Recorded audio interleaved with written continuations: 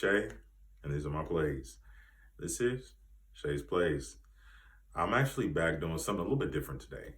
I'm not reviewing a movie, television show, or a play. Surprise, motherfucker. I'm actually reviewing a movement. The hashtag sellthesnyderverse to Netflix movement. Yes. Before we get into it, anybody who knows me knows, or those of you who will get to know that I'm a comic book guy. Marvel, DC, Milestone, Image. I mean, I grew up in what was some consider the golden age of comics, and at the core of it, I'm a DC guy. I love DC characters. I love their comics, and we've been having a rough go at it. It's been a rough few weeks, Murray. You know, when it comes to properties over the last 10 to 15 years specifically. But there has been some bright spots. There has been some little shining stars in all of the muck that is Warner Brothers DC at this particular point in time. And Zack Snyder came in, and he was supposed to be one of those shining pieces, some of those shining stars. And I'm going to give a little bit of background on the previous movement, which was the hashtag release the Snyder Cut, which started getting traction in 2017, 2018, I believe it was. And, for those who don't follow up, don't know the foundational history of this, it was a really sad situation. Zack Snyder actually left the production of Justice League because of the death of his daughter. And, Warner Brothers didn't do right by him. Let's be clear about that. They brought in Joss Whedon to finish the Justice League movie, and instead of kind of giving some of that space in order for him to complete, Zack Snyder that is, to complete his vision. And so with this, we got a very muddled version of Justice League. And following that, there was a very small, and I will continue to say this, a very small section of the fandom that said, hey, we want to see the Snyder Cut. And what ended up happening is they made the hashtag, of course, release the Snyder Cut. And they started tagging, the celebrities, the actors and actresses that were a part of the DC universe. And it got some traction. And then some of the actors would say, hey, yeah, that'd be fun to see that. Zack Snyder himself would post stills of what we were supposed to see, quote unquote, in the Snyder Cut. And, it lied dormant for quite a while until, fast forward a little bit to pre-pandemic, just kind of at the start of the pandemic. And we get this announcement that, okay, Warner Brothers said, here's $80 million. Zack, make your Snyder Cut of Justice League. And so, of course, there was this massive rejoicing from that small, again, very small section of the fandom that said, hey, we did it, But there were some factors at play. There was two big things. First of all, we were in a pandemic. Okay, that was a huge thing. And second of all, HBO Max was new. Okay, it was fresh. It was reaching to get viewers, to get subscribers. It was trying to understand what it was going to be. Okay, and so the pandemic, leading to there not being any theatrical releases, not being any real competition in streaming services such as Netflix, Hulu, or Roku, even, for example, having a big bump because of people just being at home and streaming. Warner Brothers saw that and they said, hey, you know what? This is an opportunity for us to not only draw in subscribers, but to bring in ad revenue for our ad-supported HBO Max. So it was a perfect storm. It was a perfect storm that allowed for this hashtag to get some traction and to make some movement. Now, the Snyder Cut was released. It was better than Justice League, the Whedon cut of Justice League. It was not great. It was better. Let me just, from an objective standpoint, first of all, it was a 4-hour movie. Okay, 4 hours. So yeah, there was a lot going on there. The character development was was slightly better, a little bit more fleshed out than what we got in the Whedon cut. However, there was still a lot that was lacking, okay? But it was entertaining. I always talk about this on my channel. I wanted something to be entertaining. That's what it was. It was entertaining. I enjoyed it. Okay. But the Snyder Cut did a couple of things. First, for that very small section of fandom, it created two implications. First was that Warner Brothers was going to concede that they were wrong about the Snyderverse now. That, oh, we won, we got the Snyder Cut, and they showed that they failed, okay? That there was some concession, okay? And then also, the second part of that was them, Warner Brothers, conceding that they were continually wrong. That now they're going to lean into just giving the fans exactly what they want. And those two things did not happen. The Snyder Cut was a way to make money. Let's be clear about that. HBO Max was new.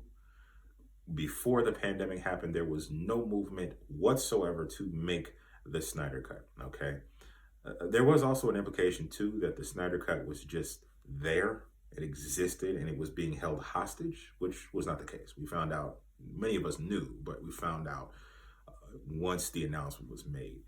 And so with these implications that the small sector of the fandom has internalized as to be true, they forget the one thing, that with Warner Brothers, it is all about the bottom line. Okay. The Snyder Cut was to make money. That's it. Okay. There was no creative minds behind it that said we missed the mark here or that there was some issues here. No. It was to make money, to further the development of the HBO brand, the Warner Brothers DC properties in general. So I'm going to get into this new hashtag, the Sell the Snyderverse to Netflix. And I'm going to try and be as objective as I can with this. I'm going to try and be positive. I'm going to bring the positives. I'm going to bring the negatives. I'm just going to lay it out for you guys, okay? And yeah, because I have my own leanings one way, which is why I made the video, but I'm going to just kind of try and be cool about it, okay? First of all, I'm going to lay out some of the positives. The first and foremost is that Zack Snyder and Netflix, have worked together and have what we believe to be a positive relationship. Okay, so with that being said, whatever properties would come from a relationship between Zack Snyder and the executive at Netflix would be his vision. It would be seen through to the end. Okay, so that's one positive that this movement kind of puts forward at the forefront. The second thing that it does as well is it would give us that ending point for a lot of these storylines, which as comic book people, all of us out there know, there are a lot of storylines. There are a lot of comic books, a lot of books, a lot of video games, just a lot of properties, a lot of things that just don't end. They're just there. They're a hanging issue. And we have to internalize that. We just have to accept, you know what, hey, I'm not going to get that. And it would be nice. That's where I think the movement comes in. It would be nice. Hey, you know what? We're going to get that. We're going to get those stories to be finished. But with that, you've also seen some of the fan art from this small sector of the fandom of the type of movies that we would get. Justice League 2, Justice League 3, and Elseworlds, The Batman with Ben Affleck as Bruce Wayne, those type, and it galvanizes the troops in order to believe, okay, these would be great to get, again, within that, let's end what was started, okay?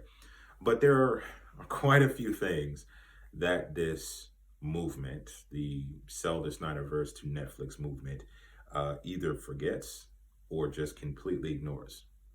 First and foremost is that the Snyderverse is a moniker that was bestowed upon Zack Snyder's DC movies by social media, okay? The Snyderverse itself does not exist as a sole intellectual property, okay? It's not that Zack Snyder created these characters and created these storylines, and by some misgivings of a contract or some type of negotiation, he now doesn't have control of those characters. No, we're not talking about how Marvel sold away their properties in the 90s to various studios, okay?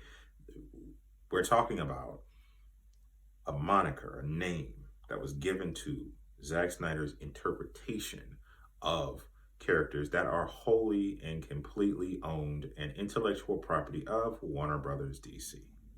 Okay? That's the first and foremost with that. Okay? The second thing I think that this sell the Snyderverse to Netflix movement is forgetting is the fact that outside of Batman, Wonder Woman, The Flash, Superman, Cyborg, Aquaman, all of these characters being intellectual properties owned by Warner Brothers and DC, it's the fact that in order for them to get the rights, even let's say that Warner Brothers was to say, we're going to rent this, we're going to do a joint project here, much in the Spider-Man, Marvel type of situation. Let's say that they were going to do that. What would have to occur would be some initial purchasing price by Netflix, which would include at least a roundabout price tag of $300 to $400 million just to get the rights. Okay, like let's keep that clear because we're talking about intellectual properties that are very marketable and very profitable. Second of all, Netflix would then have to produce those movies. Okay, so Zack Snyder would have his vision.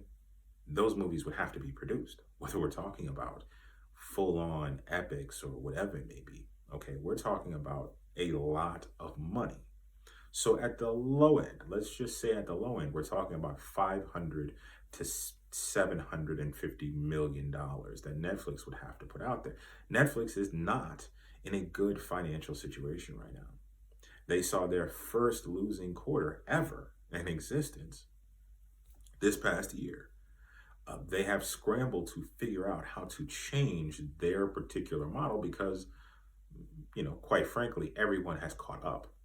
There's a lot of options. There's a lot available. And so they've moved away from these large budget movies and moved and really refocused on shows or, shelling out a little bit of money to have somebody else make the movie and they make the money off of it. That's how it would go. The next thing that this movement misses is that this isn't a desire for the overall fandom. Okay, this is a very small section of the fandom that's saying, do this thing. We got the Snyder Cut. Let's get the Snyderverse. And they just completely forget that for the most part, speaking as a DC fan, what has been missing and what has been desired from a fan standpoint is for DC and Warner Brothers to just not do too much. Okay, how do I say this? To go into a project and say, this is what we want to do. We're going to do this. And we understand we're not going to please everybody. Okay, bottom line, we're not going to please everybody, but we're going to give a good quality product. That's all that we've wanted, is good quality products. Okay, which we've gotten few and far between here. We've gotten a couple out of them to say, hey man, that's a really good movie, or that's a really good show, And ironically, most of those are projects that Warner Brothers executives don't have their hands on. Okay, so we've said, hey, no, we don't want more involvement. We don't want this. We don't want this oversight. What we want continuity, and we want for you guys to step back and let people actually care about the characters do this, which leads into my next point that this movement misses. And it's that Zack Snyder's vision for these characters was not comic appropriate.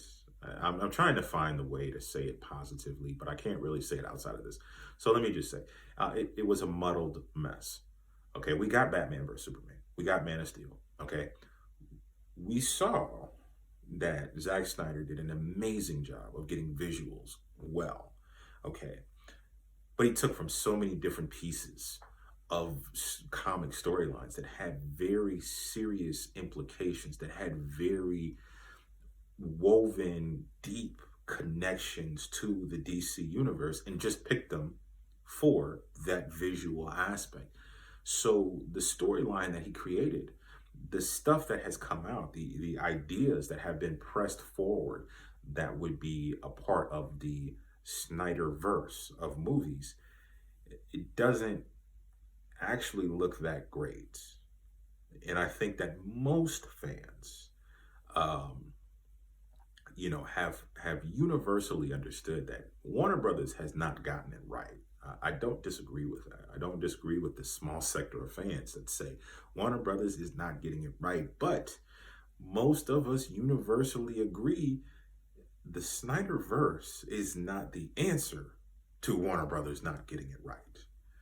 It already had its chance to an extent. Now, I think, again, I say that Warner Brothers failed Zack Snyder in the fact that I feel like they should have let him have his trilogy. Okay, that should have been that. But, of course, money, the bottom line, surpasses a lot of things. And so I think it lends to the next two things that I think that the movement is missing. And this is something that I think that is very indicative of social media nowadays, is that when you're in your group and you are a sounding board between your particular group, it seems that you all are so loud that it is everyone that wants what you want, when in actuality, it's only a very small sector of the fandom that actually wants this. The masses are at a position of, you know what? Yeah, it would be cool to kind of see what might have happened, but ultimately, I think that's it. We just need to be done with it, which leads to the next point I'm making, which is it's never enough when it comes to the small sector of fans. You see, Warner Brothers made it very clear that the Snyder Cut was it. They announced that, and they made it very clear. They say, hey, you know what? The Snyder Cut is what that movie, that property we're going to give out. Yeah, that's it. And that small sector of fans continue to run with it. You give them an inch, they take a mile. It's never going to be enough. Okay. And that's why it is simply just time to move on. That's what it is. And I think that most of us fans, and I'm speaking from a standpoint that I like Zack Snyder. I think he's a good visual storyteller, and I would be intrigued to see what he would put on the screen, but I don't want it to sacrifice the quality of what else could be done. Okay. And that's where I accepted years ago. And you know what? We're not going to get that. It's just like, there's so many movies that we just didn't get the second part of it. I mean, Push. Let's be clear. Like, for all of you comic guys that saw the movie with Chris Evans, it was set up movies that just never happened. It is what it is. I've let it go. And I'm gonna end with a more objective point here too, is that it would be in direct competition to Warner Brothers, HBO Max, to their properties. Like, if you're giving another streaming service the opportunity to use your most profitable intellectual properties, what are you doing? It's not good business. That's again, Warner Brothers is all about the bottom line. Okay. So, I think the thing that I'm coming to terms with here, and I think a lot of us have come to terms with, is that there's always going to be this little buzzing fan base that will say the most outrageous things, that will do the most outrageous things, and say it is for the benefit of comic book fans. And that's not the truth. It is the benefit of them wanting to be right. there were so many people that just screamed loudly that, oh, you said there wouldn't be a Snyder cut of Justice League. And when it happened, they were so boisterous and so happy to be right. I mean, that's kind of what it goes down to, is this idea of I just want to be right. I don't know. This isn't a back and forth of just like, oh, let's talk about it, let's just not whatever. Like, Warner Brothers is not going to sell the intellectual property of Batman, Superman, and the Flash and these characters to Netflix. Like, that's not going to happen. Okay, like let's just be clear about that. But it is interesting to see what the conversation does around this. And I think that we're slowly but surely getting to a point to where this small sector of fans is starting to lose a little bit of traction. And I don't know, you guys, I'm sure you can duke it out in the comments, but what are your thoughts? Do you feel like this is a good use of social media? First of all, like, do you feel like it's actually going to accomplish anything? I mean, again, as I said, they're not going to sell it. I mean, but what are you going to accomplish? You think you're going to get another Zack Snyder movie or whatever? I mean, like, yeah. So that's it for me, man. I just wanted to have a little conversation about this. I know, I feel like I'm taking a little while, but there was a lot to discuss.